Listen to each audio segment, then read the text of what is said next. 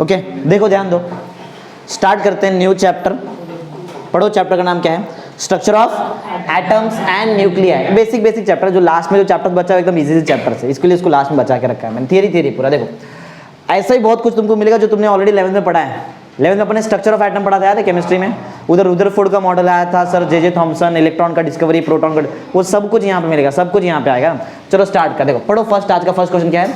Thomson's cathode ray experiment. क्या है ये थॉमसन, सर जे थॉमसन का कैथोड रे एक्सपेरिमेंट? तुमको मालूम है इलेक्ट्रॉन का डिस्कवरी यहीं पे हुआ था ना, मतलब जे थॉमसन पढ़ा रहेगा ना तुमने। ये देखो, बात नहीं, सब लोग यहाँ पे ध्यान दो। एक ये कैथोड रे, समझो कैथोड रे ट्यूब समझो, एज्यूम करो, जो ऑलरेडी जितना भी ट्यूब अभी तक हमने देखा सब इवैक्यूएटेड था, मतलब वैक्यूम वाला ट्यूब रहता है ना। एक साइड पे कैथोड रहता है और एक साइड पे क्या रहता है? एनोड रहता है। किससे कनेक्ट करते हैं उसको बताओ? एक वोल्टेज सप्लाई से कनेक्ट करते हैं ना, हाई टेंशन का वोल्टेज सप्लाई से कनेक्ट करते हैं। ध्यान दो, बात नहीं होना चाहिए बीच में, बराबर? कुछ वोल्टेज सप्लाई से कनेक्ट किया। मैं क्या पढ़ा रहा हूँ पहले समझो, मैंने तुमको पढ़ा रहा हूँ यहाँ पे थॉमसन्स कैथोड रे एक्सपेरिमेंट। ये है कैथोड रे एक्सपेरिमेंट, बराबर? सर जे थॉमसन ने किया था, इसके लिए थॉमसन्स कैथोड रे एक्सपेरिमेंट। क्या हुआ इसमें? जैसे ही वोल्टेज सोर्स लगाया, बराबर, ये ट्यूब को, वैक्यूम ट्यूब को, क्योंकि ये कैथोड है, बराबर, ये कैथोड और ये एनोड और ये कैथोड ना, ऐसा जो भी है ना, यहाँ से एक रेस निकलने लगा। क्या निकलने लगा? यहाँ से रेस, यहाँ से रेस निकलने लगा, और वो रेस कहाँ पे ट्रैवल करने लगा? एनोड के साइड, बराबर। और जैसे ये रेस, ये ट्यूब दिखाई दे, जो ग्लास का ट्यूब है, कभी इन केस ये इस रेस में से कोई तो एक पार्टिकल ये ट्यूब पे लग जाता तो वहाँ पे वो ट्यूब ग्लो हो जाता है। ऐसा समझ में आ रहा है? समझ में आ रहा है? या फिर ऐसा भी एज्यूम कर सकते हैं कि जैसे तुमने वोल्टेज सोर्स लगाया, यहाँ से कैथोड से क्या निकला? कैथोड से रेस निकलने लगे। क्या निकलने लगे? रेस। वो जो कैथोड से जो रेस निकले उसको नाम दिया कैथोड रेस, क्योंकि कैथोड से निकल रहा है, बराबर। तो कैथोड रे, जो भी कैथोड रे, वो कहाँ ट्रैवल करने लगे? एनोड के साइड। क्यों? क्योंकि रीजन कल भी हमने देखा था, कल भी कैसा था? अप्लाइड इलेक्ट्रिक फील्ड है नीचे ना, इसके साथ ट्रैवल करना है। तो सब यहाँ से ट्रैवल करने लगे कहाँ पे? एनोड के साइड में, बराबर। तो बाद में जब पूरा एक्सपेरिमेंट वगैरह किया, पूरा रिसर्च वगैरह करने के बाद मालूम पड़ा कि वो जो कैथोड रेस है, जो निकल रहा है कैथोड रे, वो और कोई नहीं, वो इलेक्ट्रॉन है। समझा मैं क्या बताया? इतना ही कुछ लिखा है, ज़्यादा कुछ नहीं है। फिर से एक बात देखो, क्या पढ़ रहे हैं हम लोग? Thomson's cathode ray experiment. क्या होता है इसमें? एक वैक्यूम ट्यूब है तुम्हारे पास, हाँ, एक जगह पे कैथोड लगा है, एक एंड पे कैथोड और दूसरे एंड पे क्या है? एनोड है, और बैटरी से यहाँ पे कनेक्ट कर दिया नीचे, हाई टेंशन बैटरी है, बड़ा ज़्यादा वोल्टेज का सोर्स है। तो जैसे ही कनेक्ट किया, यहाँ से क्या निकलने लगा? कैथोड से कैथोड रेस निकले, और कहाँ ट्रैवल करने लगे? एनोड के साइड। उसमें से कुछ रेस जैसे ही ग्लास ट्यूब को हिट करता है, वहाँ पे ग्लास ट्यूब जहाँ भी हिट करेगा वहाँ पे क्या होता है? ग्लो, चमकता है, ग्लो होता है। तो मालूम पड़ा कि कुछ तो है पार्टिकल जो यहाँ से वहाँ जा रहा है। बाद में पूरा एक्सपेरिमेंट करने के बाद, पूरा रिसर्च करने के बाद क्या मालूम पड़ा? वो जो पार्टिकल था या फिर जो भी चीज़ वहाँ पे जाके हिट कर रहा था, जिसकी वजह से वहाँ पे ग्लो आ रहा था, वो पार्टिकल क्या था? इलेक्ट्रॉन। सिंपल, समझो, यही चीज़ है, कुछ नया चीज़ नहीं है। पढ़ते हैं, समझना है? पहले समझ लो फिर पढ़ते हैं। समझा सबको हम? चलो पढ़ते। पढ़ो, क्या है? Thomson perform experiment using glass vacuum tube. Glass vacuum tube use किया। एक साइड पे क्या है? कैथोड, एक एंड पे कैथोड, दूसरे एंड पे सेकंड पॉइंट पढ़ो। On each side of the glass, दोनों side, each side of the glass vacuum tube, electrode जिसमें मतलब कौन कौन? Cathode and anode was placed. Simple point. ये क्या समझाओ? बड़ा समझा दिया तुमको। आगे मालूम है क्या हो रहा था? कैथोड रे निकला, ग्लास ट्यूब को हिट किया, वहां पे ग्लो हुआ, समझा? ये पॉइंट नंबर 3 पढ़ो। अपॉन अप्लाइंग वोल्टेज, जैसे ही वोल्टेज लगा दिया, cathode was observe to emit rays. Cathode से कुछ रेस निकल रहा है, ऐसा लग रहा था, मतलब कैथोड रेस निकल रहे थे, ठीक है?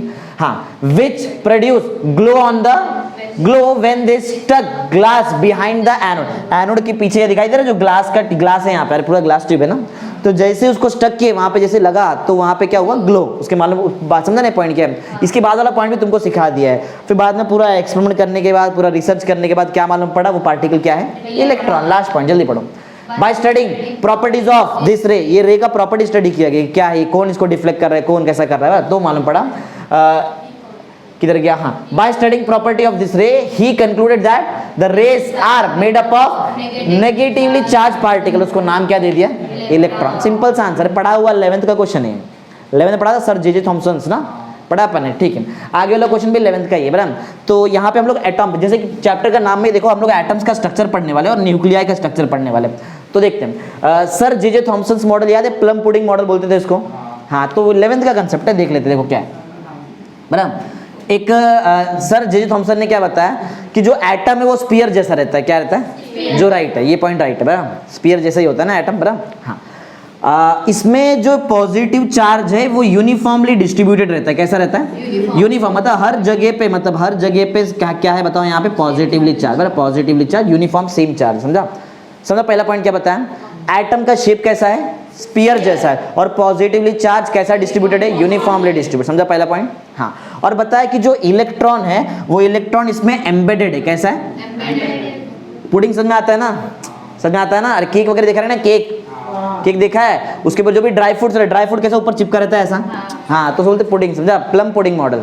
समझ में आया? तो वैसा बताया किसने? सर जे थॉमसन ने कि ऐसा होता है एटम। ध्यान दे रहे ना सब लोग? इधर पीछे भी इधर ध्यान दो, इधर नीचे बाद में देख लेना, इधर देख पहले। समझा? समझ बताओ मैंने पहला पॉइंट क्या बताया? हाँ, सेकंड पॉइंट समझा, ये था फर्स्ट पॉइंट। सेकंड पॉइंट ये है कि जितना भी टोटल तुम्हारा पॉजिटिव चार्ज है उतना ही टोटल तुम्हारे पास क्या है? ये भी राइट बताया, ये भी राइट पॉइंट है। इसके लिए जो एटम होता है वो इलेक्ट्रिकली न्यूट्रल होता है। समझा? ये पॉइंट राइट है। समझा पॉइंट क्या बताया मैंने? बोलो। हाँ, तो ये कुछ पॉइंट्स यहाँ पे हैं। और तीसरा पॉइंट यहाँ पे ये है कि क्योंकि तुम्हारा जो पॉजिटिव चार्ज है वो बहुत ज्यादा मास के पास है ना, बहुत ज्यादा मास पे तुम्हारा देखो पॉजिटिव चार्ज है, और इलेक्ट्रॉन तो छोटा छोटा सा इलेक्ट्रॉन है। तो जब भी फोर्स अप्लाई करेंगे जो बाहर निकलेगा वो पॉजिटिव चार्ज बाहर नहीं निकल सकता, वो सिर्फ क्या निकलेगा? सिर्फ तुम्हारा इलेक्ट्रॉन बाहर निकल सकता है, इलेक्ट्रॉन जंप वगैरह कर सकता है, जो भी है। समझा? पॉजिटिव चार्ज क्यों बाहर नहीं निकल? क्योंकि वो ज्यादा मास के पास है ना। समझ में आ रहा है? एटम को ऑलमोस्ट बहुत ज्यादा जो मास है वो कौन कवर करके ले रहा है? Positive charge. ये भी पॉइंट राइट ही है एक्चुअल में। एक्चुअल में इसको कंपेयर करो न्यूक्लियस से। एटम का पूरा मास किसके पास होता है? ऑलमोस्ट 99.9% का मास होता है न्यूक्लियस के पास ना, मालूम है ना? हाँ। और इलेक्ट्रॉन बाहर निकलता है क्या? इलेक्ट्रॉन जंप वगैरह कर सकता है एटम में, ऑर्बिटल्स में कर सकता है ना? करता है क्या? पॉजिटिव चार्ज जंप मारता है?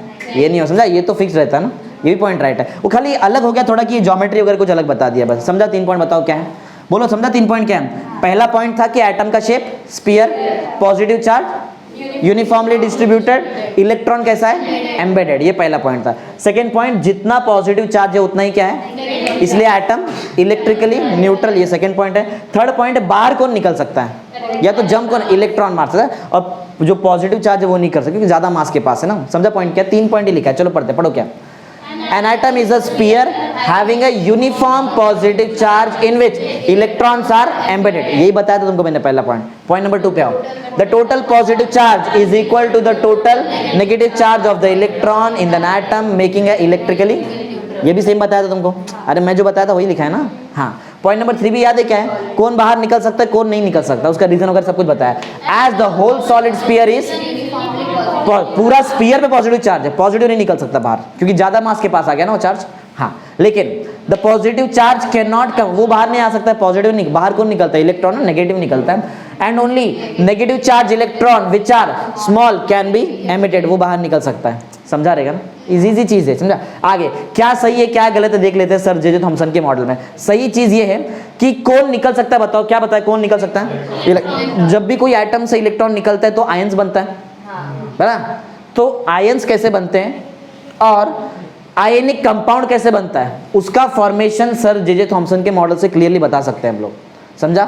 क्या नहीं बता सकते हैं? गलत क्या हो गया यहाँ पे? गलत हो गया वो डिस्ट्रीब्यूशन ऑफ चार्जेस। चार्जेस का डिस्ट्रीब्यूशन गलत हो गया ना यहाँ पे। पॉजिटिव चार्ज क्या पूरे एटम पे रहता है?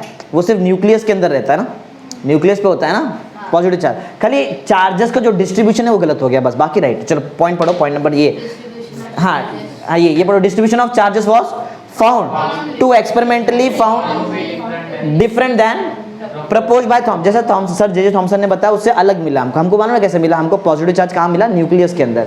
इधर न्यूक्लियस का बात ही नहीं है। न्यूक्लियस के बाद सबसे पहले न्यूक्लियस वाला वर्ड सबसे पहले किसने बताया था? रुदरफोर्ड। ये सब याद रखो, ये सब चीज। इलेक्ट्रॉन का डिस्कवरी थॉमसन। समझा ना पॉइंट कैसा है? कैसे क्या इलेक्ट्रॉन्स वगैरह? इजी है ना तुमको? इजी है ना?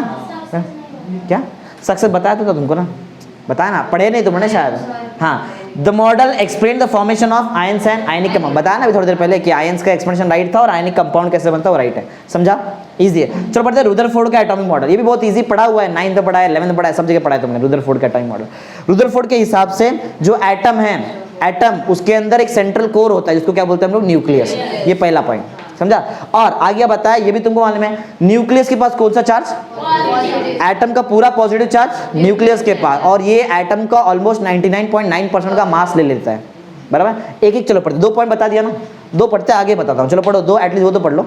N atom consist of very small central core, बता देना एक सेंट्रल कोर होता है, हाँ, कॉल्ड एज न्यूक्लियस बोलते हैं उसको। पॉजिटिव चार्ज भी न्यूक्लियस के अंदर और 99.9% मास भी न्यूक्लियस के अंदर। Point number 2, nucleus carries all the positive charge and most of the mass of the atom. कितना रहता है, ऑलमोस्ट 99.9। 11th का पढ़ रहे, समझो इतना इजी कंसेप्ट है। आगे, जो एटम का जो साइज होता है वो न्यूक्लियस के साइज से बड़ा रहता है, बराबर है ना। न्यूक्लियस का साइज फेम्टोमीटर में होता है, किसमें होता है, फेम्टोमीटर। कितना रहता है, 10⁻⁻14 मीटर। ये जो 10⁻⁻14 मीटर रहेगा यहाँ पे कहीं, 10⁻⁻14 मीटर को क्या बोलते हैं हम लोग, फेम्टोमीटर। ये किसका साइज है, न्यूक्लियस का, जो छोटा रहता है, बराबर। एटम का साइज नैनोमीटर में होता है, 10⁻⁹ metre. Easy answer. Third point बहुत इजी है, साइज बता रहे। न्यूक्लियस का साइज कितना, 10⁻⁻14 मीटर, बराबर। और पूरे एटम का साइज नैनोमीटर, 10⁻⁹ मीटर। सिंपल है। पॉइंट नंबर 3 पढ़ लो, जल्दी पढ़ो। The size of nucleus is of order of 10 फेम्टोमीटर, बराबर। कितना मतलब 10⁻⁻14 मीटर। आगे, which is very small in comparable with the size of atom, right है। 10⁻⁻14 छोटा है as compared to 10⁻⁹ ना, बराबर ना, हाँ। which is of order, कितना होता है एटम का साइज, 10⁻⁹ मीटर, नैनोमीटर ही बोलते हैं ना इसको, हाँ। The major portion of atom, हाँ ये सबसे मेन पॉइंट है, जो सबसे राइट पॉइंट रुदरफोर्ड का वो ये है कि एटम के अंदर बहुत सारा खाली जगह होता है। पहले ही पढ़ा है, नया कुछ नहीं बता रहा हूँ तुमको, बस समझा। एटम के बाद बहुत सारा क्या होता है, एम्प्टी स्पेस होता है ना। तभी तो जो भी वो अल्फा पार्टिकल आया था, अल्फा पार्टिकल गोल्डफॉइल का एक्सपेरिमेंट था, अल्फा पार्टिकल आया, बहुत सारा अल्फा पार्टिकल ऐसे चले जाता है, कुछ अल्फा पार्टिकल रिटर्न जाते हैं, कुछ अल्फा पार्टिकल एक थोड़ा बड़ा एंगल से डिफ्लेक्ट होते हैं। पढ़ाया था ना ये सब चीज 11th में, ठीक, किया हुआ चीज़ है, ठीक है। आगे नेक्स्ट वाला पॉइंट यहाँ पे ये है कि पॉइंट नंबर 4 बहुत इंपॉर्टेंट, जहां पे एक्चुअल में रुदरफोर्ड रॉन्ग हो गए, वो देखते हैं वो रॉन्ग वाला पॉइंट क्या हो गया। देखो रुदरफोर्ड ने क्या बताया कि जो इलेक्ट्रॉन है, इलेक्ट्रॉन जो है वो रिवॉल्व करना चाहिए अराउंड द न्यूक्लियस, मतलब और सर्कुलर ऑर्बिट में ही करेगा ना। इलेक्ट्रॉन जो है, ये राइट भी पॉइंट था, देखो ये पॉइंट राइट भी एक्चुअल में, इलेक्ट्रॉन जो है वो सर्कुलर ऑर्बिट में घूमता है। किसने बताया, गलत क्या हो गया, प्रॉपर ऑर्बिट नहीं बताया, बोला कि न्यूक्लियस से लेके ये जो भी आउटर मोस्ट चल रहा है उसके बीच में कहीं भी घूम सकता है तुम्हारा इलेक्ट्रॉन। ऐसा है क्या, एक पर्टिकुलर ऑर्बिट में घूमता है ना इलेक्ट्रॉन, बराबर, मालूम है ना ये सब चीज, हाँ। तो गलत यहाँ पे ये हो गया पॉइंट, पहले राइट सुन लो। राइट ये है कि इलेक्ट्रॉन सर्कुलर मोशन करता है अराउंड द न्यूक्लियर, गलत ये है कि किधर भी कर सकता है, ऐसा नहीं। एक ऑर्बिट में करता है ना, एक फिक्स्ड ऑर्बिट में करता है, उसका बताऊंगा तुमको। ये बोर्स मॉडल में पढ़ा है ना, 11th में पढ़ा है तुमको, नील बोर्स का एटॉमिक मॉडल, वो भी आएगा यहाँ पे। चलो ठीक है, तो पॉइंट समझा यहाँ पे क्या है, पॉइंट समझा। इलेक्ट्रॉन क्या करता है, circular motion around the nuclear, और करना चाहिए, अगर नहीं करा ना तो वो उसका एनर्जी लूज करके डायरेक्ट स्पाइरल पाथ परफॉर्म करके डायरेक्ट न्यूक्लियस में गिर के फूट जाएगा, समझा, कोलैप्स हो जाएगा। ये भी पढ़ा था ना अपने 11th में, पढ़ाया हुआ चीज़ तुमको 11th में ना। जब पॉइंट इलेक्ट्रॉन का गोल घूमना बहुत जरूरी है, बताऊंगा आगे यहाँ पे कि क्यों ऐसा गोल घूमना बहुत जरूरी है। अभी के लिए याद रखो, जो इलेक्ट्रॉन है वो न्यूक्लियस के आजू बाजू सर्कुलर मोशन करता है, और अगर वो सर्कुलर मोशन नहीं करे तो वो स्पाइरल पाथ परफॉर्म करके कहाँ पे आके गिर जाएगा, न्यूक्लियस के अंदर, और कोलैप्स हो जाएगा एटम। जबकि एक्चुअल में ऐसा नहीं होता है, ये नहीं होता एक्चुअल में, समझा। पॉइंट नंबर 4 बोलो, ठीक है, पढ़ो, चलो पढ़ो क्या है। The electron revolve around the nucleus in a circular orbit, the revolution of electron was, जरूरी है, इलेक्ट्रॉन का रेवोल्यूशन बहुत जरूरी है। क्यों, as without it the electron will fall inside the nucleus, के अंदर गिर जाएगा वो, समझा, हाँ। And the atom would collapse, atom फूट जाएगा। लेकिन एक्चुअल में ऐसा होता नहीं है ना, ऐसा होता नहीं है, वो देखेंगे ऐसा क्यों नहीं होता, सब आगे देखेंगे। आगे जो एटम है वो इलेक्ट्रिकली न्यूट्रल है, जो सब लोग वही पॉइंट लेके चलते हैं। तो ये सर जे थॉमसन के मॉडल में भी एक पॉइंट राइट था कि जो एटम होता है वो कैसा होता है, इलेक्ट्रिकली न्यूट्रल, उसके ऊपर कोई नेट चार्ज नहीं रहेगा, बराबर, नेट चार्ज जीरो करेगा, जितना पॉजिटिव उतना नेगेटिव। लास्ट पॉइंट पढ़ो जल्दी। Atom is electrically neutral as the positive charge on nucleus is exactly equal to the positive charge, negative charge on the electron, समझा। Electron पे जितना नेगेटिव चार्ज उतना ही positive charge nucleus में, दोनों cancel, जो तुम्हारा एटम है वो इलेक्ट्रिकली न्यूट्रल, सिंपल आंसर। आगे पढ़ते हैं मेरिट्स ऑफ रुदरफोर्ड। मेरिट्स मतलब क्या राइट है, राइट क्या हुआ, मेरिट्स पढ़ते हैं, क्या राइट है फिर पढ़ेंगे क्या रॉन्ग हो गया, मतलब क्या क्या डिफिकल्टी आया। राइट बहुत सिंपल सा, इसमें आंसर क्या है राइट में। एक राइट पॉइंट तो ये हुआ कि एटम के अंदर बहुत सारा एम्प्टी स्पेस होता है, ये राइट पॉइंट था, याद है क्या, हाँ। तो इसके बारे में पढ़ते हैं कि जो एटम्स के अंदर बहुत सारा क्या रहता है, एम्प्टी स्पेस। ये कैसे मालूम पड़ा, वो गोल्डफॉइल के एक्सपेरिमेंट में, याद है, अल्फा पार्टिकल जैसे आया, बहुत सारे अल्फा पार्टिकल निकल गए ना, इसका मतलब खाली जगह था तभी तो निकले। हाँ, तो ये पॉइंट राइट है कि एटम के अंदर बहुत सारा क्या रहता है, एम्प्टी स्पेस। ये पॉइंट है, इसके बारे में पढ़ते हैं। एक तुम्हारे सिलेबस में एक और चीज है, ग्रीगर मार्सडन का एक्सपेरिमेंट है, वो भी यही बताता है कि मतलब एटम के अंदर बहुत सारा एम्प्टी स्पेस है।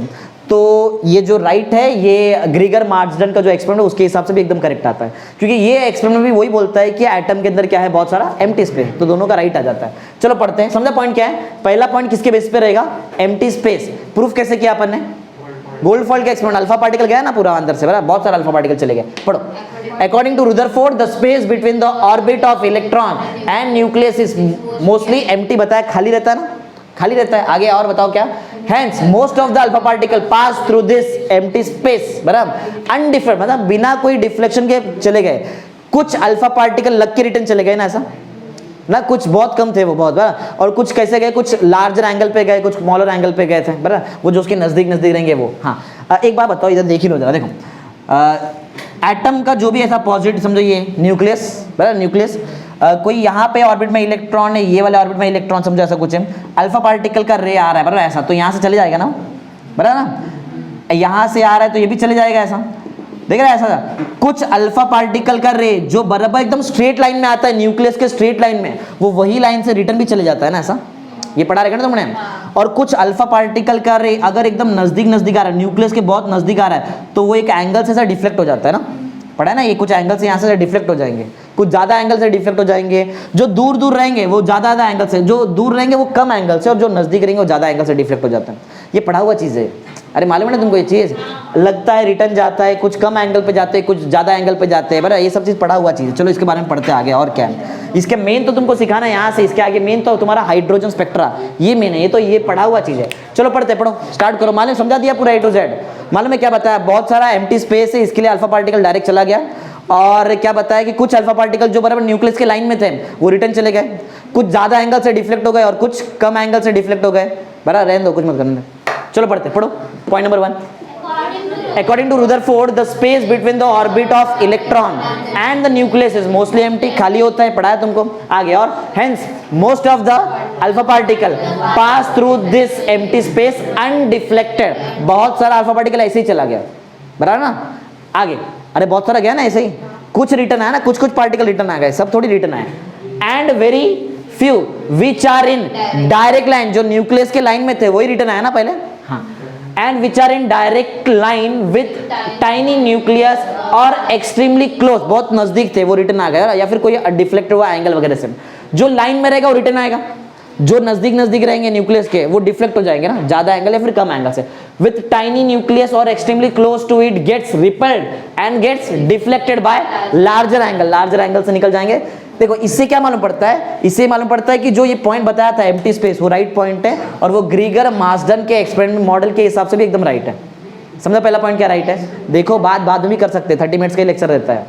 पॉइंट नंबर 2, यहाँ पॉइंट नंबर 2 में क्या है कि राइट ये है कि यार मास ऑफ न्यूक्लियस, मतलब जो भी लार्जर मास है वो किस में रहता है, न्यूक्लियस में रहता है, बराबर ना। जो एटम का मोस्टली जो मास है वो कहाँ पे रहता है, न्यूक्लियस, उसके ऊपर पॉइंट है यहाँ पे। और देखते क्या, चलो पढ़ो पॉइंट क्या है। It also explain due to larger mass of nucleus it is not affected by force. समझा, ये पॉइंट इधर भी आया, थॉमसन के मॉडल में भी आया था। जब भी एटम पे कोई फोर्स अप्लाई किया, इलेक्ट्रिक या मैग्नेटिक जो भी रहेगा, समझो ना, तो उस टाइम पे बाहर कौन आ सकता है, सिर्फ इलेक्ट्रॉन। वो तुम्हारा पॉजिटिव चार्ज बाहर आ सकता है क्योंकि वो ज्यादा मास से एसोसिएटेड है ना। इधर भी राइट है, न्यूक्लियस के अंदर है ना पॉजिटिव चार्ज, और न्यूक्लियस के पास तो 99.9% का मास है, समझा, तो ज्यादा मास है, राइट पॉइंट एकदम। पढ़ो पॉइंट क्या है। It also explain due to the larger mass of the nucleus it was not affected by the force when applied on an atom. Atom पे फोर्स लगेगा तो पॉजिटिव चार्ज में कोई इफेक्ट नहीं पड़ेगा। इफेक्ट किस में पड़ेगा, नेगेटिव, वो बाहर आ जाएगा ना। As a result, only negatively charged electrons are emitted by an atom and not the positively charged। समझा पॉइंट क्या है, इजी है, ये पढ़ाई सब 11th का चीज है ना। आगे देखते हैं, ये भी, ये थोड़ा यहाँ से ऐसा बोल सकते हैं, थोड़ा 12th का, यहाँ थोड़ा बहुत 12th का चालू होएगा। अब देखना, अभी ध्यान नहीं दे रहे चला क्योंकि 11th का था, अभी जरा 12th का ध्यान दो, बहुत इंपॉर्टेंट चीज है यहाँ पे। हाँ, कुछ गलत वाला पॉइंट देखते हैं हम लोग। दो चीज एक्सप्लेन नहीं कर पाया रुदरफोर्ड का मॉडल, एक है स्टेबिलिटी ऑफ एटम और दूसरा है एटॉमिक स्पेक्ट्रा, बराबर। दो चीज एक्सप्लेन, ये बहुत इंपॉर्टेंट क्वेश्चन है, बहुत ज्यादा इंपॉर्टेंट क्वेश्चन है। रुदरफोर्ड का मॉडल का जो ड्रॉबैक है वो दो ही ड्रॉबैक, एक क्या है, स्टेबिलिटी ऑफ एटम को एक्सप्लेन नहीं कर पाया, could not explain the stability of atom, और दूसरा क्या है, एटॉमिक स्पेक्ट्रा को भी एक्सप्लेन नहीं कर पाया। क्यों ऐसा हुआ, जरा चलो उसको जरा थोड़ा डिटेल में देखते हैं। देखो इसमें तुमको मैक्सवेल का थियरी थोड़ा बहुत आना चाहिए, और थोड़ा बताता हूँ। देखो क्या, देखो पॉइंट पहला जो ड्रॉबैक है, पहला जो गलत चीज़ों को बताता हूँ। देखो रुदरफोर्ड के मॉडल के हिसाब से इलेक्ट्रॉन गोल घूमता है, बराबर, इलेक्ट्रॉन गोल घूमता है। अच्छा, कोई भी चीज गोल घूम रहा है तो मतलब सर्कुलर मोशन परफॉर्म कर रहा है। सर्कुलर मोशन एक्सेलरेटेड मोशन है कि नहीं है? सर्कुलर मोशन एक्सेलरेटेड मोशन होता है, पढ़ा है तुमको रोटेशन एकदम डिटेल में। जो सर्कुलर मोशन है वो कैसा मोशन बताओ, वो एक्सेलरेटेड मोशन है, बराबर, एक्सेलरेटेड मोशन है। हाँ, एक थियरी है मैक्सवेल का थियरी है, बराबर। मैक्सवेल का थियरी क्या बोलता है कि कोई भी चार्ज पार्टिकल अगर वो एक्सेलरेटेड मोशन करता है तो वो एनर्जी रेडिएट करता है सराउंडिंग में। ये भी 11th में बताया, ऐसा नहीं कि नहीं बताया, ये बताया हुआ चीज़ है। मैक्सवेल के थियरी के हिसाब से कोई भी चार्ज पार्टिकल अगर एक्सेलरेटेड मोशन कर रहा है तो वो क्या करेगा, तो वो एनर्जी का रेडिएशन देता है सराउंडिंग में, वो एनर्जी रेडिएट करता है सराउंडिंग में। ये पॉइंट समझ में आया मैं क्या बताया? बोलो सर, जो इलेक्ट्रॉन है वो गोल घूम रहा है, सर्कुलर मोशन परफॉर्म कर रहा है, मतलब इलेक्ट्रॉन एक्सेलरेटेड मोशन कर रहा है क्या? अरे इलेक्ट्रॉन सर्कुलर मोशन मतलब एक्सेलरेटेड मोशन कर रहा है वो, बराबर। और अगर कोई भी चार्ज, क्या इलेक्ट्रॉन चार्ज पार्टिकल है, अगर कोई भी चार्ज पार्टिकल एक्सेलरेटेड मोशन करता है तो उसको क्या देना चाहिए सराउंडिंग में? एनर्जी देना चाहिए, बराबर ना। इलेक्ट्रॉन सराउंडिंग में कोई एनर्जी नहीं देता है, नहीं देता ना। सोचो अगर इलेक्ट्रॉन सराउंडिंग में, समझो एक ये पॉजिटिव चार्ज है न्यूक्लियस का, और यहाँ पे शेल है तुम्हारा जहाँ पे इलेक्ट्रॉन घूम रहा है, बराबर। अगर ये एनर्जी दे सराउंडिंग में, अगर समझो एनर्जी, समझो देखते हैं हम लोग कि अगर ये सराउंडिंग में एनर्जी देगा तो क्या होगा। अगर ये सराउंडिंग में समझो ऐसा एनर्जी दे रहा है तो इसका खुद का एनर्जी बोलो क्या हो जाएगा, कम हो जाएगा। अगर इसका खुद का एनर्जी कम हो जाएगा तो क्या यही वो यही ऑर्बिट में रहेगा कि अंदर आएगा? नजदीक आएंगे तो एनर्जी, यहाँ पे कम एनर्जी लेवल, फिर जैसे आगे जाएंगे एनर्जी लेवल बढ़ता है ना। इलेक्ट्रॉन इस ऑर्बिट में इसलिए है क्योंकि इलेक्ट्रॉन का एनर्जी ऑर्बिट की एनर्जी से मैच हो जा रहा है। अगर इलेक्ट्रॉन का एनर्जी कम तो उसको कम एनर्जी वाले ऑर्बिट में आना पड़ेगा ना, समझा। फिर इधर आएगा तो इधर भी तो गोल घूम रहा है ना यहाँ पे, तो वापस एनर्जी लॉस करेगा। अरे घूम रहा है चार्ज पार्टिकल, एक्सेलरेटेड मोशन कर रहा है तो अपना एनर्जी लॉस करता ही है, तो और नजदीक आएगा, समझ में आ रहा है। ऐसा करते करते वो कहाँ पे आके गिरना चाहिए लास्ट में? हाँ, तो ऐसा ये पूरा प्रॉपर स्पाइरल पाथ परफॉर्म कर करके लास्ट में आके डायरेक्ट न्यूक्लियस में गिर के ब्लास्ट हो जाना, समझा, कोलैप्स होना चाहिए। लेकिन एक्चुअल में अगर ऐसा होता तो पॉसिबल नहीं था ना फिर तो एटम, बोलो। लेकिन एक्चुअल में ऐसा होता है क्या? नहीं होता है। तो कौन गलत है इसमें, मैक्सवेल गलत है कि रुदरफोर्ड का थियरी गलत है? मैक्सवेल गलत नहीं, मैक्सवेल राइट है। मैक्सवेल का थियरी एकदम करेक्ट बोलता है, कोई भी चार्ज पार्टिकल अगर एक्सेलरेटेड मोशन करता है तो वो रेडिएशन देगा, बराबर, एनर्जी देता है, बराबर। हाँ, रुदरफोर्ड से गलती हो गया, जरा देखो यहाँ पे ध्यान दो। रुदरफोर्ड से गलती ये हो गया, रुदरफोर्ड ने क्लियर बताया नहीं। देखो कंडीशन, ये वाला कंडीशन जो है ना, ये कंडीशन बराबर इलेक्ट्रॉन बैठ जा रहा है। मैक्सवेल के थ्योरी के हिसाब से चार्ज पार्टिकल होना चाहिए, हमारा इलेक्ट्रॉन चार्ज पार्टिकल है। मैक्सवेल की थ्योरी के हिसाब से चार्ज पार्टिकल एक्सेलरेटेड मोशन करना चाहिए, हमारा इलेक्ट्रॉन भी एक्सेलरेटेड मोशन कर रहा है। मैक्सवेल की थ्योरी के हिसाब से अगर ये दो कंडीशन सेटिस्फाई होता है तो वो क्या देना चाहिए? एनर्जी ना, हमारा लेकिन इलेक्ट्रॉन एनर्जी नहीं दे पा रहा ना। इसका एक्सप्लेनेशन रुदरफोर्ड ने नहीं दिया। इसका मतलब नहीं कि मैक्सवेल गलत है, मैक्सवेल का कंसेप्ट एकदम राइट है, समझा। एक एक्सप्लेनेशन, ये कंसेप्ट राइट है, इलेक्ट्रॉन को भी एनर्जी देना चाहिए लेकिन देता नहीं है, वो अभी तक तुमको नहीं मालूम ना, अभी तक उसके बारे में पढ़ाऊंगा, आगे पढ़ाऊंगा वो क्या होता है। अभी के लिए इतना देखो, रुदरफोर्ड ने उसका एक्सप्लेनेशन नहीं दिया कि क्यों इलेक्ट्रॉन एनर्जी नहीं देता है, समझा।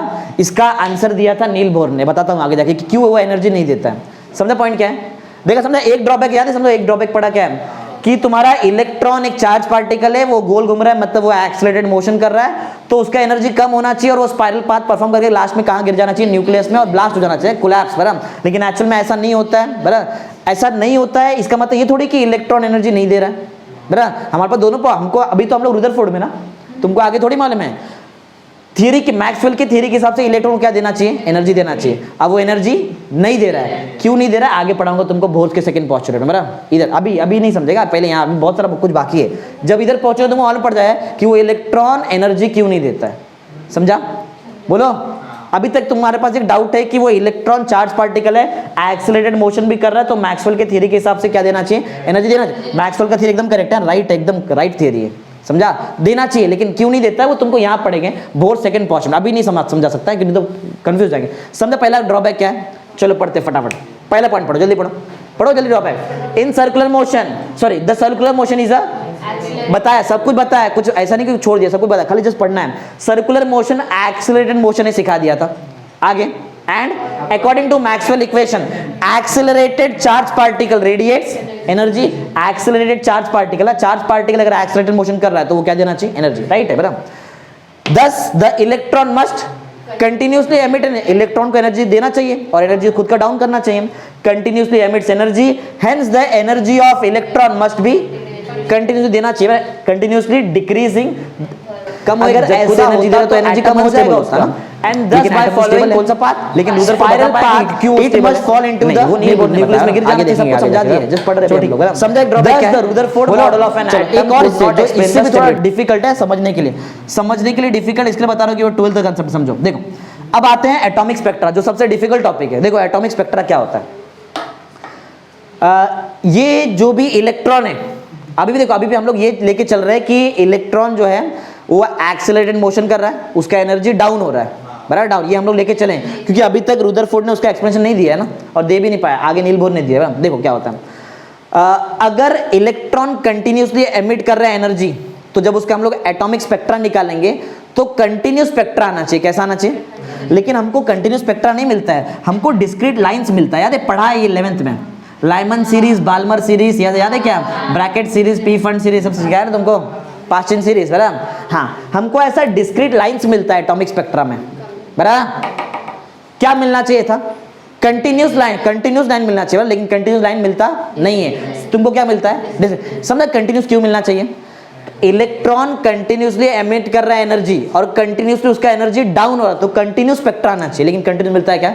अलग अलग लाइन मिल रहा है, डिस्क्रीट लाइंस मिल रहा है। समझा? इसको बोलते हैं लाइन स्पेक्ट्रा। समझा? बराबर। तो स्पेक्ट्रा, एटॉमिक स्पेक्ट्रा को भी एक्सप्लेन कर पाया क्या रुदरफोर्ड? नहीं। समझा? दो गलती क्या है, एक तो बताया स्टेबिलिटी ऑफ एटम का एक्सप्लेनेशन नहीं दिया, और दूसरा एटॉमिक स्पेक्ट्रा के बारे में। समझा एटॉमिक स्पेक्ट्रा क्या है? क्यों समझा कंटिन्यूस लाइन क्यों आना चाहिए?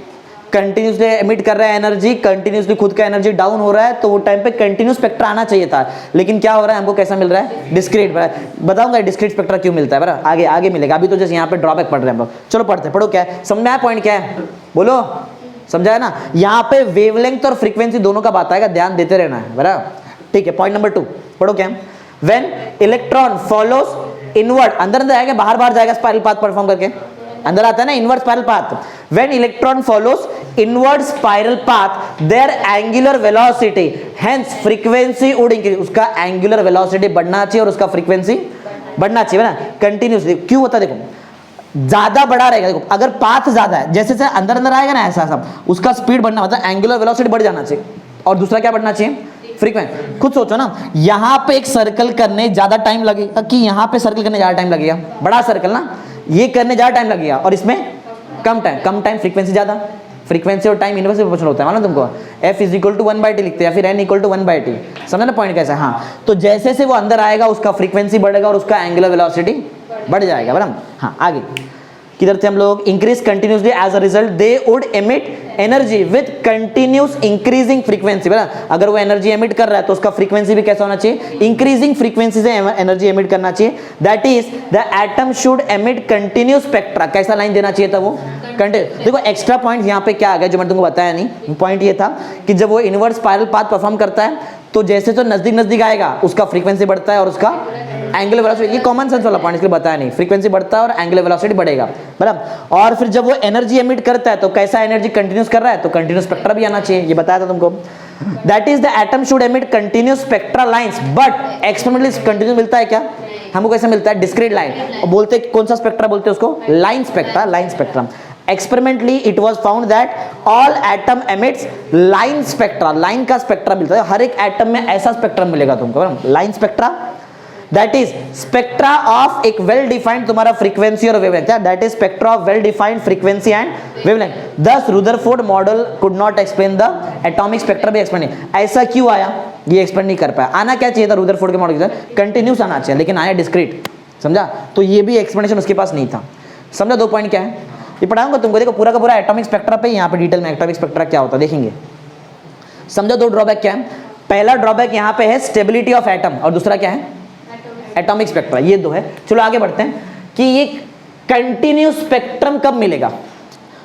डिस्क्रीट लाइन स्पेक्ट्रम देखा, ये डिस्क्रीट है ना, लाइन स्पेक्ट्रा है। हम लोग अभी क्या पढ़ने जा रहे हैं, कंटिन्यूस स्पेक्ट्रम कैसे मिलता है, कैसे मिलता है, how is continuous spectrum obtained.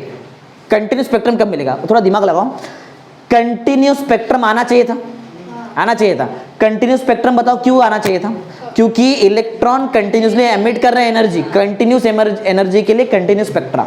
समझा? अब जरा दिमाग लगाओ, इधर देखो।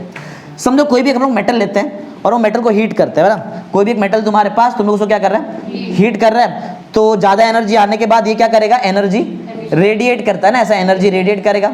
और जब ये एनर्जी रेडिएट करेगा तो ये कंटिन्यूसली एनर्जी रेडिएट करेगा।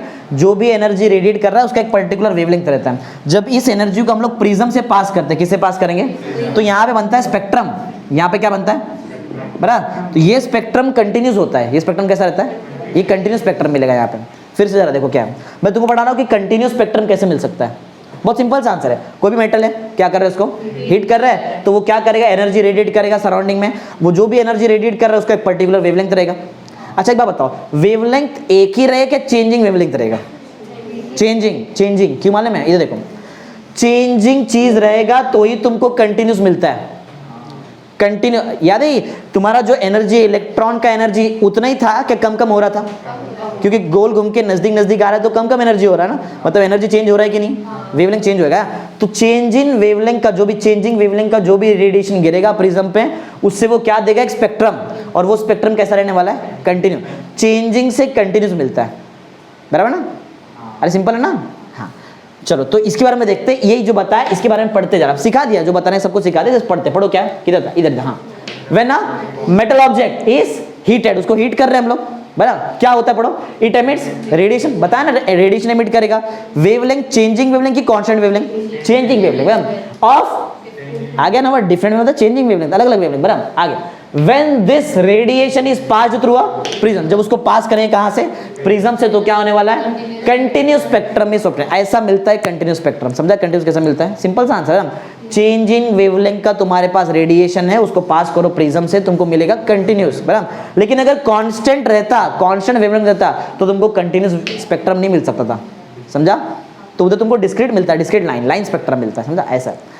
तो इससे एक आंसर मिलता है कि जो तुम्हारा इलेक्ट्रॉन है शायद वो कांस्टेंट वेवलेंथ का रहेगा, ऐसा कुछ लग रहा है बराबर। अभी तक पढ़ाया नहीं तुमको, भोर में देखते एकदम क्लियर आंसर उधर मिलेगा। समझा? बताओ कंटिन्यूस स्पेक्ट्रम कब मिलता है, और हमको एटम में कैसा मिला, डिस्क्रीट मिल गया ना। चलो पढ़ते हैं अभी एटॉमिक स्पेक्ट्रा। थोड़ा डिफिकल्ट टॉपिक है एटॉमिक स्पेक्ट्रा, देखो ध्यान से, लेकिन ध्यान देगा तो समझ में भी आ भी जाएगा, इतना भी हार्ड नहीं बोल सकते इसको। देखो तो पढ़ते हैं hydrogen spectrum in detail. Hydrogen जो एटम होता है उसका स्पेक्ट्रम। नील बोर का भी जो एटॉमिक मॉडल है वो हाइड्रोजन के ऊपर ही है, तो ये दोनों रिलेटेड ही है, बराबर। चलो देखते क्या है। हाँ, ये जो फॉर्मूला है इसका डेरिवेशन कराऊंगा तुमको, कल आएगा इसका डेरिवेशन। आप बेसिक देखते, देखो क्या वही काम करें जो ऊपर किया हम लोग ने, वही जो काम ऊपर किया ना, कंटिन्यूस स्पेक्ट्रम वगैरह जो भी। चलो पढ़ो, पहला पॉइंट पढ़ो क्या है, समझा? तो इजी से पॉइंट है, तो कुछ हार्ड नहीं। पढ़ो, when hydrogen gas is heated, उसको गर्म कर रहा है। जब ग्लास ट्यूब के तो उसको हीट किया तो भी रेडिएशन देगा ना, उसको ही पास करेंगे लोग प्रिज्म वगैरह से, ऐसा। When hydrogen gas is heated in a glass tube to a high temperature, it emits radiation of few selected wavelength। कुछ selected wavelength का वो क्या देगा तुमको, रेडिएशन जैसा बताया था मैंने यहाँ पे। हाँ, क्या क्या है देखो वेवलेंथ, 410, 434, 486, 656 नैनोमीटर। ये सब का वेवलेंथ का तुमको रेडिएशन मिलेगा कभी जब हाइड्रोजन गैस को एक ग्लास ट्यूब में हीट करते हैं। देखते क्या होता है, और ये कहां पे आता है, ये सब विजिबल रीजन में आता है। इसका मतलब नहीं कि सिर्फ विजिबल रीजन का ही लाइट मिलेगा, तुमको यूवी और आईआर का भी वेवलेंथ मिल सकता है। आईआर मानो इंफ्रारेड, यूवी मतलब अल्ट्रावायलेट। समझा पॉइंट क्या बोल रहा है? जब भी हाइड्रोजन गैस को तुम लोग ग्लास ट्यूब के अंदर रख के हीट करेंगे तो वो अलग अलग वेवलेंथ देता है, बराबर। विजिबल रीजन में भी दे सकता है, अल्ट्रावायलेट रीजन में दे सकता है, इंफ्रारेड रीजन में भी दे सकता है। आगे बढ़ते हैं, पॉइंट नंबर 2 पढ़ो क्या, when this wavelength are allowed to pass through a prism. बताया था ना करके। हाँ, सिंपल है। क्या बोला, द लाइन्स आर सीन। ये लाइन को कुछ पर्टिकुलर नाम भी दिया क्योंकि एमिशन से आया ना, एमिशन से आया तो उसको नाम दिया है एमिशन लाइन, बराबर। Lines are seen in the spectrum called as emission lines. Point 2 point समझा क्या है? पहला पॉइंट में है ग्लास ट्यूब में हमने कौन सा गैस रखा है, हाइड्रोजन गैस, हीट कर रहे हैं, तुमको विजिबल रीजन में वेवलेंथ मिल रहा है, यूवी में मिल रहा है और आईआर में मिल रहा है, बराबर। समझा पॉइंट क्या है? इसमें तुमको वेवलेंथ मिल रहा है, और जब वो भी हम लोग वेवलेंथ को जब लोग पास करते प्रिज्म में से तो क्या मिला बताओ तुमको, एमिशन लाइंस। वो जो लाइन स्पेक्ट्रम मिलेगा उसको हम लोग ने क्या नाम दिया, एमिशन लाइन। चलो और आगे पढ़ते हैं। ये पॉइंट नंबर 3 बता दिया, पढ़ो क्या है, it also emits radiation of specific wavelength in UV में भी मिलेगा और कहाँ मिलेगा IR, और लार्जर लॉन्गर वेवलेंथ मिलेगा तुमको, ज्यादा वेवलेंथ का भी मिल सकता है ऐसा। ठीक है आगे बढ़ते हैं नेक्स्ट। देखो जब ये जो भी सीरीज ऑफ जो भी वेवलेंथ मिल रहा है तुमको बराबर, जब इसको स्टडी किया गया तो उसको हमने ग्रुप में बांट दिया ऐसा, याद है? पहला ऐसा ग्रुप था जिसमें लास्ट से इलेक्ट्रॉन जंप मारता है ऐसा कुछ, मालूम है ना ऐसा? हाँ तो ये सब था ऐसा, मतलब एक एग्जांपल बता रहा हूँ, एग्जैक्ट नहीं बना के दिखा रहा हूँ, एक एग्जांपल है ऐसा कुछ बराबर। तो हम लोग ने ग्रुप में स्टडी किया ऐसा, ग्रुप में, और साइंटिस्ट के नाम, जो साइंटिस्ट ने उसको स्टडी किया उसके नाम से उस सीरीज को भी नाम दी। जैसे कि लाइमन ने स्टडी किया तो लाइमन सीरीज, बालमन ने किया तो बालमर, ब्रैकेट, पी फंड, समझा, पास्टिन वगैरह सब कुछ सीरीज है। चलो पढ़ते हैं, मतलब सीरीज का जो नाम है, जो भी तुमको लाइन स्पेक्ट्रम मिला उसको किस में बाइफरकेट कर दिया तुमने? ग्रुप्स में, और हर एक ग्रुप को अलग अलग साइंटिस्ट ने स्टडी किया तो सीरीज को भी अलग अलग नाम दिया है बराबर, ऐसा है। चलो पढ़ते हैं पॉइंट नंबर 4, पढ़ो क्या? The spectral lines can be divided into group, बताया ना ग्रुप्स में डिवाइड किया है, और जो साइंटिस्ट ने उसको स्टडी किया उसके हिसाब से उसको नेमिंग भी दिया है बराबर। हाँ, known as series with the name of scientist, जिसने उसको स्टडी किया उसके नाम से उस सीरीज का नाम है, हु स्टडीड देम। समझ, जैसे कि एग्जांपल शॉर्टर वेवलेंथ से लेके हम लोग लार्जर वेवलेंथ तक सब देख सकते हैं बराबर। देखो पढ़ो, सबका नाम आएगा यहाँ, पढ़ो। The series starting from shorter wavelength and going to the larger wavelength are called as Lyman. देखो ऐसा सीरीज का नाम है बड़ा, एक लाइमन सीरीज है, फिर क्या दिया है, बालमर सीरीज है, बालमर सीरीज बोलते हैं, सब पढ़ा है ना। फिर पास्टिन सीरीज है, फिर ब्रैकेट सीरीज है, और फंड सीरीज है ना, पी फंड है तो फंड बोलो, कोई भी चलता है बराबर, समझा? ये ऐसा सीरीज बराबर, समझा? ऐसा नाम अलग अलग क्यों दिया है, हर एक साइंटिस्ट ने अलग अलग स्टडी किया इसके लिए। ठीक है आगे बढ़ते हैं, नेक्स्ट पढ़ो क्या है? हाँ ये पॉइंट बहुत इंपॉर्टेंट है, ये सब ये एक बार एमसीक्यू में आ चुका है, एक बार एमएचटी से। देखो ये पॉइंट बहुत इंपॉर्टेंट है, ये पॉइंट जो बताने जा रहा है बहुत ज्यादा इंपॉर्टेंट। देखो ये जो लाइंस है ना, लाइंस इनके बीच में देखो सेपरेशन है, गैप है ना, हाँ कम गैप रहेगा, कम गैप है, इसका एक मतलब है। अगर ये स्पेक्ट्रा लाइंस के बीच में अगर कम गैप है तो उसका एक मतलब है, उसका मतलब ये है कि तुम जो वेवलेंथ तुम लोग वहां पे यूज कर रहे हो, देखो यहाँ पे लिखा रहेगा शॉर्टर वेवलेंथ है वो। फिर से एक बार जरा ध्यान दो, जो स्पेक्ट्रल लाइंस दिखाई दे रहे तुमको लाइंस, अगर इनके बीच में कम गैप आ जाता है तो इसका मतलब ये है कि वहां पे जो वेवलेंथ प्रेजेंट है वो शॉर्टर वेवलेंथ है। समझो पॉइंट क्या बताया मैंने? कम gap shorter wavelength, simple answer. चलो पढ़ते हैं पॉइंट नंबर 6, पढ़ो।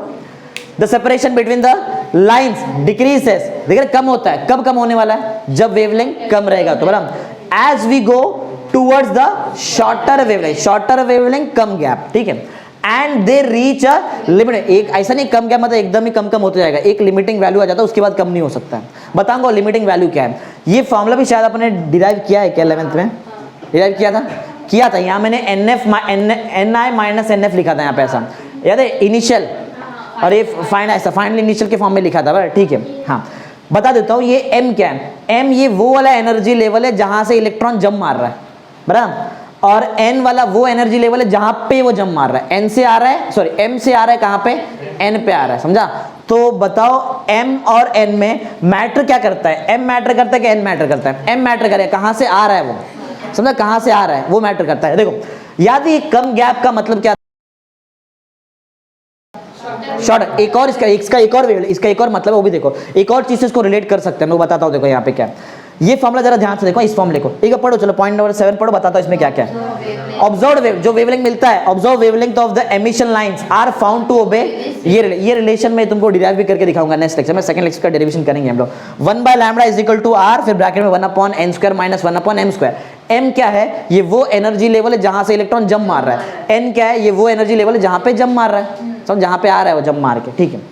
लैम्बडा वेवलेंथ तुमको मालूम है, r होता है कांस्टेंट, एक्चुअली इसको रेडबर्ग्स कांस्टेंट बोलते हैं, ठीक है। r यहाँ के लिए हमारे लिए कांस्टेंट, ठीक है, आएगा डेरिवेशन में कल बताऊंगा बराबर, किया भी 11th में भी किया है। n और m ये एक इंटीग्रल वैल्यू रहेगा, जैसे कि 5th ऑर्बिट से आ रहा है, फर्स्ट पे आ रहा है, समझा?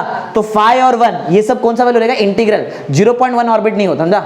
5 4 3 2 1 ऐसा रहता ना ऑर्बिट। तो n और m क्या रहेगा तुम्हारा? इंटीजर।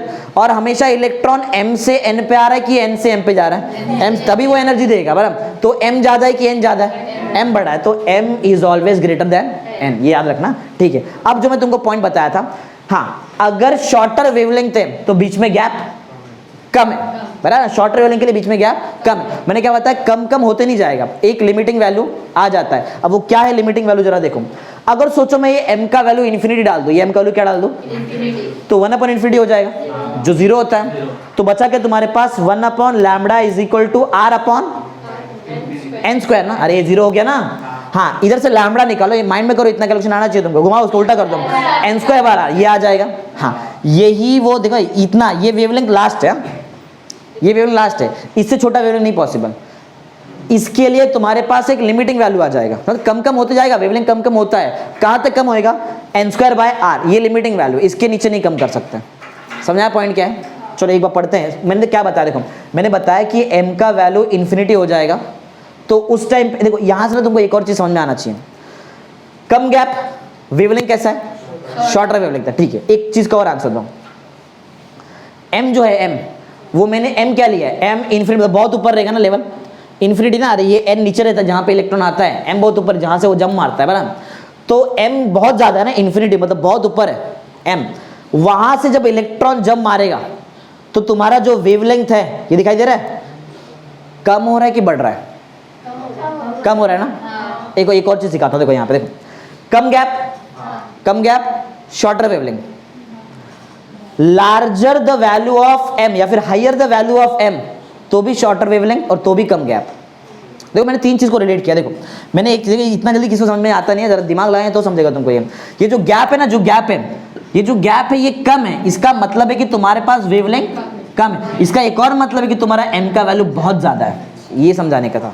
समझा पॉइंट क्या है, ये समझाने का। ये तो ये कि सबको आता है, किसको भी आ जाएगा, कोई पढ़ेगा आ जाएगा, ये समझो ना, ये समझ के दिखाओ, ये इंपॉर्टेंट है बराबर। समझा पॉइंट क्या है ये, ठीक है। चलो ये पॉइंट नंबर 8 पढ़ते, पढ़ो क्या है, द वेवलेंथ डिक्रीज, कम होता है ना, कम ही होते जाएगा क्या, नहीं, एक लिमिटिंग वैल्यू आ जाता है, पढ़ो, the wavelength decreases with increase in the value of m, देखो वेवलेंथ कम होता है with the increase in value of m, आ गया ना पॉइंट, वही वाला पॉइंट। हाँ आगे, the successive lines in the given series come close, और नजदीक नजदीक आ जाएगा लाइन, वेवलेंथ कम हो रहा है, नजदीक नजदीक है, अरे वेवलेंथ कम होता है तो तुम्हारा गैप कम कम होता है ना, पढ़ा ना अपन ने। हाँ, तो लाइन्स नजदीक नजदीक आएगा, कब तक आएगा, in a given series come closer and ultimately reach the value of इतना, इससे नजदीक नहीं आ सकता है, समझा, इससे नजदीक नहीं आ पाएगा, इतना लास्ट है। और ये कब आता है बताओ, ये कब मिलेगा बताओ, जब तुम्हारा m का वैल्यू क्या अटेंड कर लेगा, इन्फिनिटी का लिमिट अटेंड कर लेगा। मतलब क्या लिखा देखो, in the limit m tends to infinity for the different value of n का अलग अलग वैल्यू के लिए, समझा, बालमर के ये इसके लिए भी देख सकते हैं, लाइमन ये सब देख सकते हैं,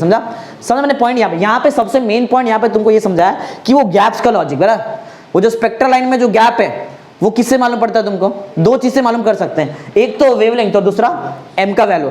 m का वैल्यू बहुत ज्यादा, गैप बहुत कम, वेवलेंथ का वैल्यू बहुत कम, गैप भी बहुत कम, समझा, सिंपल सा आंसर। चलो आगे पढ़ते हैं।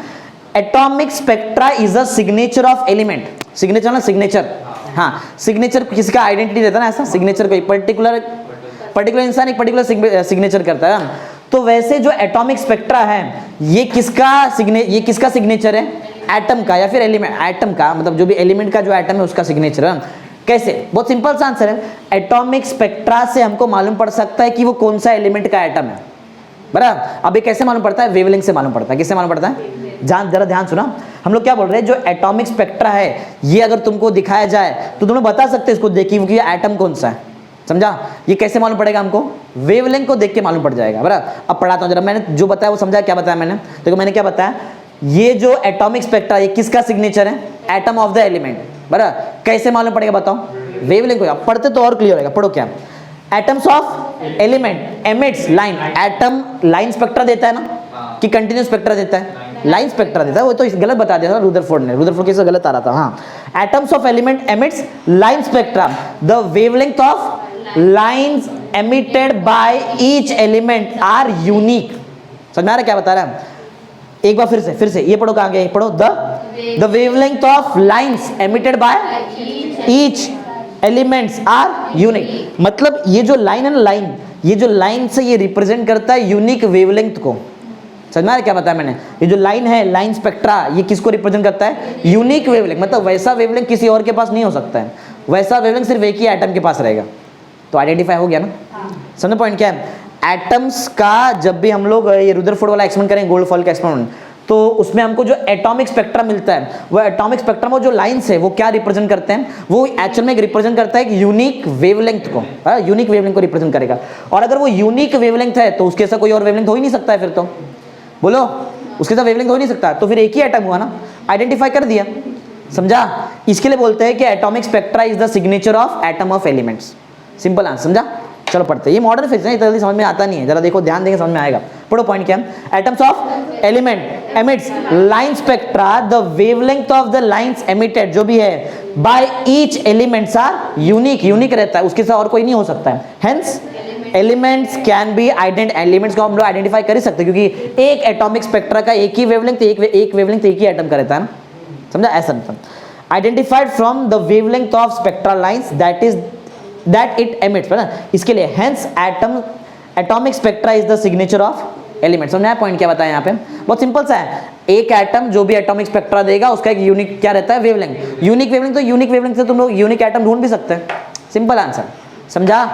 चलो आगे बढ़ते हैं, ये तो बहुत ईजी पढ़ा है तुमने, इसको 11th में चीज पढ़ा हुआ है। पढ़ो क्या है, पढ़ो क्या है पॉइंट, पढ़ो क्वेश्चन क्या दिया, पढ़ो पढ़ो। सोते रहते हैं पूरा साल भर, सोए अभी भी सोएंगे ही तुम लोग, आधा घंटा जो मिला वो इसमें भी सोते ही रहते हैं। Postulates of Bohr's atomic model, बराबर, बोर का एटॉमिक मॉडल का पॉस्टुलेट्स क्या है, देखो पढ़ा हुआ चीज है, ज्यादा डिटेल में बताऊंगा, एकदम पढ़ाया हुआ चीज। देखो क्या है, सबसे पहला पॉस्टुलेट तो ये बोलता है कि जो रुदरफोर्ड ने बताया था कि इलेक्ट्रॉन किधर भी घूम सकता है, बराबर, वो ऐसा नहीं है, एटम एक जगह पे मतलब प्रॉपर ऑर्बिट में घूमता है। चलो थोड़ा डिटेल बताओ। पहला पॉइंट ये है पॉस्टुलेट का कि जो इलेक्ट्रॉन है, इलेक्ट्रॉन जो है वो कैसा मोशन करता है, सर्कुलर मोशन करता है। वो कैसा मोशन करेगा, न्यूक्लियस के आजू बाजू सर्कुलर। ये रुदरफोर्ड का राइट पॉइंट है, रुदरफोर्ड का पॉइंट राइट है ना, कि जो इलेक्ट्रॉन है वो कैसा मोशन करता है, सर्कुलर। अब जब कोई भी चीज सर्कुलर मोशन करता है तो वहां पे सेंट्रीपिटल फोर्स आता रहेगा, मालूम है सेंट्रीपिटल फोर्स क्या होता है, mv² बाय आर, पढ़ा रहेगा रोटेशनल डायनामिक्स ना, हाँ, सेंट्रीपिटल फोर्स होता है mv² अपॉन आर। हाँ,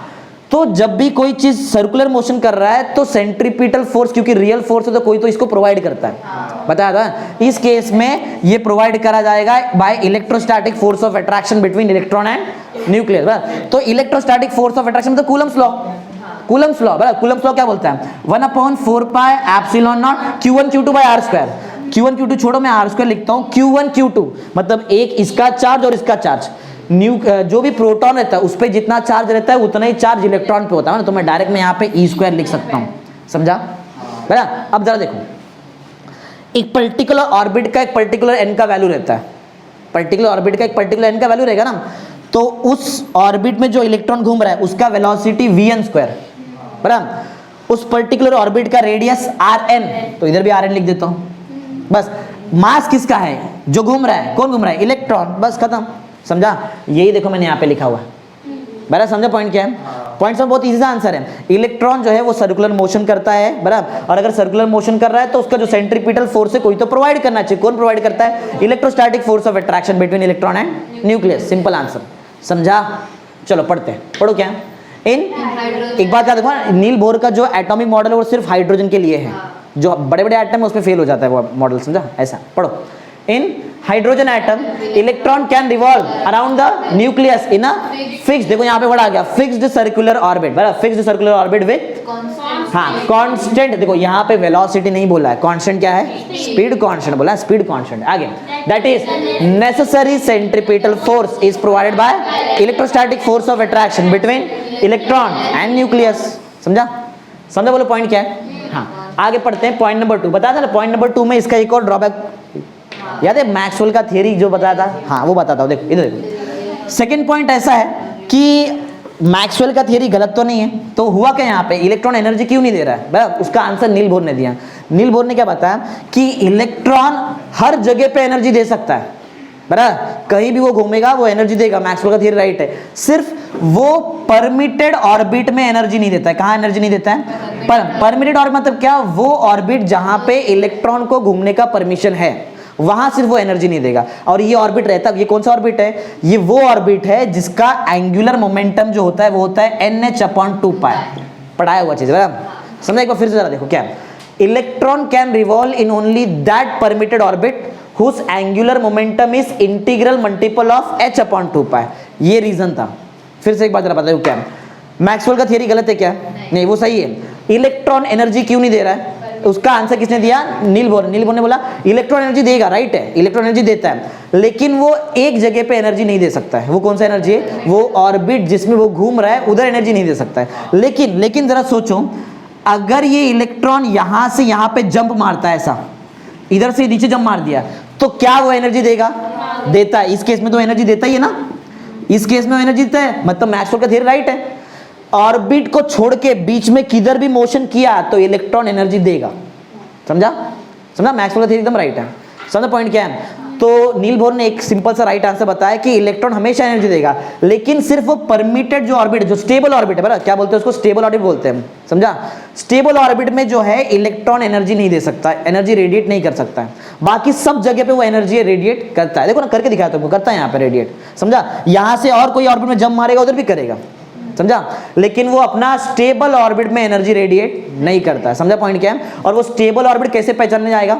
वो ऑर्बिट का एंगुलर मोमेंटम क्या होना चाहिए? Integral multiple of h/2π। अब ये L जो होता है एंगुलर मोमेंटम, इसका फॉर्मूला होता है mvr। अगर पढ़ा रहेगा तुमको आता रहेगा, थोड़ा बहुत फिजिक्स आता रहेगा तो मालूम रहेगा।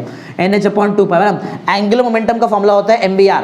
कैसे आया? बहुत सिंपल सा आंसर है। Angular momentum is moment of linear momentum. Moment का मतलब होता है फिक्स्ड डिस्टेंस, सर्कुलर ऑर्बिट में फिक्स्ड डिस्टेंस होता है रेडियस, इसके लिए r × p, बराबर। और p का वैल्यू हमको मालूम है m × v होता है, और यहाँ पे r, इसके लिए मैंने mvr लिख दिया यहाँ पे। समझा लॉजिक क्या है? दिमाग लगाओ, समझ में आएगा प्रॉपर। देखो हाँ, एक बात और, ये जो r है, r पर्टिकुलर ऑर्बिट का, पर्टिकुलर ऑर्बिट के पास अपना पर्टिकुलर n का वैल्यू रहता है, बराबर। जिस ऑर्बिट में तुम्हारा इलेक्ट्रॉन गोल घूम रहा है उसका पर्टिकुलर वेलोसिटी भी रहेगा ना, बराबर। तो vn, अरे पहले भी किया मैंने, देखो यहाँ पे vn किया था, याद है? vn rn, एक इधर लिखा था, रब कर दिया मैंने। अरे n समझ में आ रहा है? n रिप्रेजेंट करने के लिए लिखते हैं कौन से ऑर्बिट का है। 1 डाला तो फर्स्ट ऑर्बिट, 2 डाला तो second orbit, simple answer. m के लिए n लिखूं क्या? ऑर्बिट का m होता है क्या? इलेक्ट्रॉन का मास होता है, m ही लिखना पड़ेगा। देखो यहाँ पे लिखा, देखो me vn rn = nh/2π। h मालूम है क्या होता है? h मतलब क्या? प्लैंक्स का। h का मतलब होता है प्लैंक्स कांस्टेंट। समझा? बोलो, ठीक है। समझा? सेकंड पॉइंट क्या है? समझा? रुदरफोर्ड ने क्या गलत बता दिया था? वैसे रुदरफोर्ड ने एक्चुअली में गलत नहीं, उसने इनकम्प्लीट इन्फॉर्मेशन दिया था। उसने बोला कि इलेक्ट्रॉन गोल घूमता है, बराबर, राइट है, गोल घूमता है, बराबर। कहीं भी गोल घूम सकता है, वो रॉन्ग हो गया था। लेकिन ये बात भी राइट था कि कहीं भी गोल घूमेगा तो एनर्जी रेडिएट करेगा। देखो इधर से भी राइट आ रहा है, बीच में किधर भी गोल घूमेगा एनर्जी रेडिएट करेगा, एक्सेप्ट तुम्हारा स्टेबल ऑर्बिट। स्टेबल ऑर्बिट में वो एनर्जी रेडिएट नहीं कर सकता है। समझो पॉइंट क्या है? चलो आगे बढ़ते हैं। बोर का थर्ड पोस्टुलेट सबसे इजी है। देखो नील बोर का थर्ड जो पोस्टुलेट है वो पढ़ते हैं। एक काम करते हैं, पहले थ्योरी पढ़ लेते हैं। थ्योरी पढ़ा नहीं शायद, पॉइंट 2 का पढ़ो। पॉइंट 2 का थ्योरी पढ़ लो जल्दी। क्या पढ़ो? The radius of an electron can only take certain fix. देखो रेडियस हमेशा फिक्स्ड रहेगा, मतलब ऑर्बिट फिक्स्ड है। समझा? हाँ। सच दैट एंगुलर मोमेंटम, याद है L का वैल्यू किससे मैच होना चाहिए? nh/2π, integral multiple of h/2π। such that the angular momentum of electron in this orbit is integral multiple of h मालूम है क्या होता है? Planck's constant. वैल्यू कितना होता है? 6.266। क्या होता है?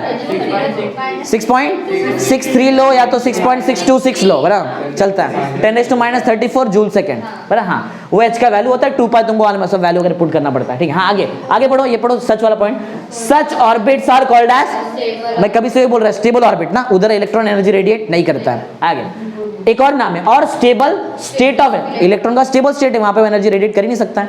आगे and the electron in this orbit do not emit radiation. Condition याद रहेगा, बराबर। चलो एक लास्ट पढ़ते, ये भी पढ़ाया हुआ चीज। देखो जब भी इलेक्ट्रॉन एक एनर्जी लेवल से दूसरे एनर्जी लेवल पे जंप मारता है, बराबर, जब इलेक्ट्रॉन एक एनर्जी लेवल से कहां जंप मारता है? दूसरे एनर्जी लेवल। ये सब सिखाया 11th, बराबर। तो यहाँ पे वो कितनी देर के लिए रुकता है? सिर्फ 10⁻8 सेकंड के लिए रुकेगा, बराबर, और फिर रिटर्न अपने जगह पे आ जाता है। जब वो ऊपर गया था तो उसको हमने एनर्जी दिया था तो ही वो ऊपर जा पाया।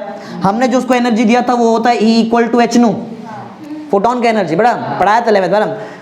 तो जब वो ऊपर गया 10⁻8 सेकंड रुका, और जब वो नीचे आ रहा है तो वो हमको अब एनर्जी देगा। जाने के टाइम में मैंने एनर्जी दिया था, आने के टाइम पे वो देगा, बराबर। तो जो वो एनर्जी देता है, ये जो एनर्जी मिलेगा, ये एनर्जी जो भी तुमको मिलेगा E, ये क्या रहता है? ये दो एनर्जी लेवल का डिफरेंस होता है। अब वो दो एनर्जी लेवल समझो, एग्जांपल समझो, ये EM है, ये क्या है? M मालूम है कौन सा ऑर्बिट रहता है जहां से इलेक्ट्रॉन आता है? ये जाने का सीन मत देखो, आने वाला सीन देखो। समझा कहां से आ रहा है? तो EM से आया, कहां पे आया? EN, E मतलब उसका एनर्जी है। तो जब वो रिटर्न आएगा, नीचे आएगा, तो वो जो एनर्जी देगा वो किससे मैच हो जाएगा? Difference of the two energy level. ज्यादा बताओ दोनों में से कौन है? EM ज्यादा ये है, बराबर। तो EM - EN, और हमको ऑलरेडी E का आंसर मालूम है। E का आंसर कितना होता है? h²। तो h² का वैल्यू आगे भी लिख सकते हैं, इसके आगे भी लिख सकते हैं, h² होता है। समझा पॉइंट क्या है? बहुत सही। ये स्टेटमेंट पहले पढ़ा है, जरा सुन लो स्टेटमेंट क्या। देखो, when an electron is given some energy, it gets excited and goes to the higher energy level. There it stays for 10 raised to minus 8 second and again come back to its original energy level by radiating energy whose energy is the difference of the two energy level. सिखाया था 11th में तुमको ये चीज ना, ये पूरा statement याद करा दिया था, याद है कि नहीं? था होता difference of the two energy level उस एनर्जी, या फिर अभी याद करो उसमें क्या है, समझा? अरे पढ़ाया हुआ चीज है ये। जब भी इलेक्ट्रॉन ऊपर जाएगा तो उसको हम लोग एनर्जी देंगे और जब वो नीचे आएगा तो वो हमको एनर्जी देगा। समझे पॉइंट कैसा है? और जब वो एनर्जी देगा तो वो कौन सा एनर्जी देगा? Difference of the two energy. एक बात बताओ, इलेक्ट्रॉन को ऊपर जाने के लिए हमने क्या बराबर Em माइनस En एनर्जी दिया था कि E equal to H energy दिया था? एक्चुअल में दोनों एनर्जी सेम ही है, उतना ही दिया था, Em माइनस En ही दिया, तभी तो ऊपर गया वो, और जब वो नीचे आएगा तो वो भी उतना ही देगा। ये देखो ना, इक्वल लिखा, देखो मैंने इक्वल लिखा है ना यहाँ पे।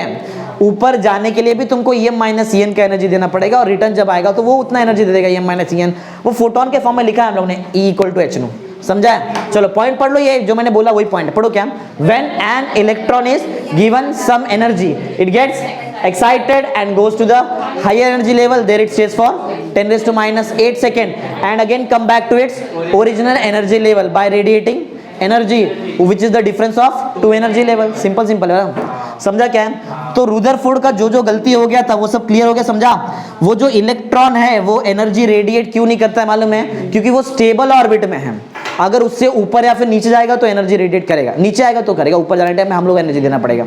समझा पॉइंट क्या है? हाँ, और वो प्रॉपर सर्कुलर ऑर्बिट में गोल घूमता है। उस टाइम पे कंडीशन याद रहेगा, वो जो electrostatic force of attraction electron nucleus के बीच में, यही प्रोवाइड करता है तुमको क्या? Necessary centripetal force. जो ऑर्बिट में वो गोल घूम सकता है उसका एंगुलर मोमेंटम कितना होना चाहिए? NH/2। उधर ही गोल घूमेगा, नहीं तो नहीं गोल घूम सकता। समझा क्या है? समझा क्या पढ़ा? देखो तो आज सबसे पहले हम लोगों ने पढ़ा थॉमसन्स कैथोड रे एक्सपेरिमेंट, याद है? इसमें कैथोड रे ही इलेक्ट्रॉन था। फिर सेकंड तो पढ़ा है Thomson's model of an atom, plum pudding model, बराबर? इसमें याद है क्या था? पूरा sphere, positive charge uniformly distributed, embedded electron था। हाँ, फिर सक्सेस और फेलियर याद है? हाँ, फिर तुमको रुदरफोर्ड का मॉडल पढ़ता है तो एकदम डिटेल में याद है, समझा क्या क्या किया था। फिर इसका मेरिट 2 राइट आंसर था, एक राइट था क्या बताओ उसका? कि वो ग्रीगर मार्शल के एक्सपेरिमेंट को फॉलो करता है, एम्प्टी स्पेस रहता है उसमें ना। हाँ, सेकंड ये क्या था याद है? पॉजिटिव चार्ज बाहर नहीं आ सकता है, सिर्फ नेगेटिव चार्ज बाहर आता है, ये राइट था। गलत याद है क्या? 2 चीज एक्सप्लेन नहीं कर पाया, स्टेबिलिटी ऑफ एटम और दूसरा एटॉमिक स्पेक्ट्रा, बराबर? उसको एक्सप्लेन नहीं कर पाया। याद है कंडीशन तुमको कंटिन्यूस स्पेक्ट्रम कब मिलेगा? जब मेटल प्लेट को हीट करेंगे वो रेडिएशन देगा अलग अलग वेवलेंथ का, उसको पास करो प्रिज्म से तो तुमको मिलेगा स्पेक्ट्रम, वो स्पेक्ट्रम रहेगा कंटिन्यूस स्पेक्ट्रम। फिर हाइड्रोजन स्पेक्ट्रम बताया तुमको। इधर सबसे एक मेन पॉइंट यहाँ मालूम पड़ा है कि वो जो एटॉमिक स्पेक्ट्रा है उनके बीच में जो लाइंस है उनका गैप कम होता है। कम गैप कब रहता है? शॉर्टर वेवलेंथ के लिए। और किसका ज्यादा वैल्यू के लिए रहता है? M का ज्यादा वैल्यू शॉर्टर वेवलेंथ, ये भी याद रखो ना। समझा ना क्या क्या था? हाँ, वो कम होते जाता है क्या एक जगह पे आके रुक जाएगा, लिमिट हो जाएगा। लिमिट कितने लैम्बडा पे लिमिट होएगा? Lambda is equal to n²/r पे, इतना वेवलेंथ पे लास्ट, समझा? इसके आगे नहीं होएगा, समझा? ठीक है। फिर एटॉमिक स्पेक्ट्रा ये सिग्नेचर है तुमको मालूम है, बराबर? वो तो ठीक है, वो यूनिक रहता है। एटॉमिक जो तुमको लाइन मिलेगा उसका एक यूनिक क्या रहता है? वेवलेंथ। यूनिक वेवलेंथ मतलब यूनिक एटम रहेगा, और क्या? ठीक है। फिर ये याद है फर्स्ट पोस्टुलेट, जब वो गोल घूमेगा तो नेसेसरी सेंट्रीपिटल फोर्स कौन प्रोवाइड करता है? Electrostatic force of attraction. Electron सिर्फ वही ऑर्बिट में गोल घूम सकता है जो स्टेबल ऑर्बिट है, और उस ऑर्बिट में वो एनर्जी देता नहीं देता है, बराबर? और उसका कंडीशन याद है? एंगुलर मोमेंटम कितना होना चाहिए? NH/2 ना, L होता है ना, L मतलब एंगुलर मोमेंटम, वो कितना होना चाहिए? NH/2, integral multiple of H/2। ये तो तुमको याद है। जब इलेक्ट्रॉन को तुमको हाई एनर्जी में भेजना है तो तुमको एनर्जी देना पड़ेगा, E इक्वल टू H, और जब वो नीचे आएगा तो वो लाइट के फॉर्म में एनर्जी देगा, difference of the two energy level, E2 minus E1 लो या तो Em माइनस En, बराबर ना? हमेशा M N से बड़ा रहता है कि N M से बड़ा रहता है? M जो रहता है वो N से बड़ा रहता है। सिंपल, हाँ, समझा कैसे किया? ठीक है, चलो।